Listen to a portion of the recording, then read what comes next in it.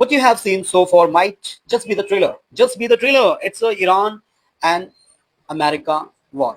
The real picture still hidden. अभी भी छिपी हुई है in the ongoing tension involving Iran, Israel, and indirectly the United States. Missile warfare is evolving fast. Liquid fueled missiles, solid fueled missiles, maneuverable missiles moving in S shape, mid-air, and now even hypersonic system.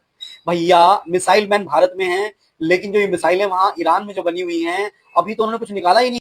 But already used, जो already use कर ली Iran ने कर ली. Iran has demonstrated missiles that change trajectory mid-fight, travel at extreme speeds. Extreme speeds means 12,000, 18,000 per kilometer, मतलब kilometre per our. मैं तो हिल गया इनकी चीजें देख के, सुन के. Challenge traditional air defence system. These aren't basic weapons anymore, these are the next level warfare. मतलब समझ लो 18,000 किलोमीटर पर आवर की स्पीड, मतलब 8 मिनट के अंदर इसराइल पहुंच जाएंगी, 7 मिनट के अंदर इसराइल पहुंच जाएंगी.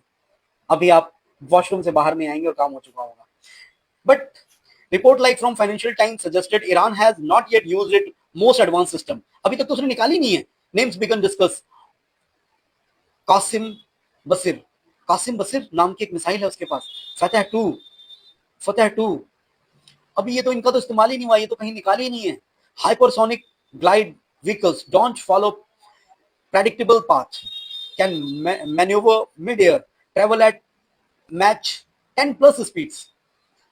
Current air defense system may be struggle to intercept them. मतलब ये ऐसी मिसाइलें हैं जिनको यार क्या बताऊं मैं, इनको इंटरसेप्ट करना ही मुश्किल है, क्योंकि उनका सिस्टम ही बिल्कुल अलग बना हुआ है, बिल्कुल अलग सिस्टम बना रखा है.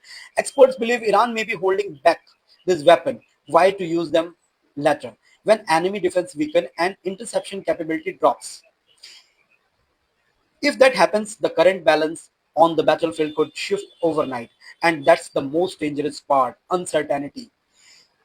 Wars aren't just fought with weapons, they are controlled by what's still hidden. Do you think holding back advanced weapon is a strategy or sign that something bigger is coming?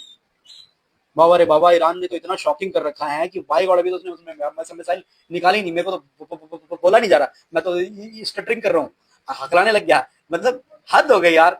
Iran की जो news आ रही है वो बार बार आदमी को मतलब चौंका रही है. क्या पागल वागल करके छोड़ेगा क्या ईरान?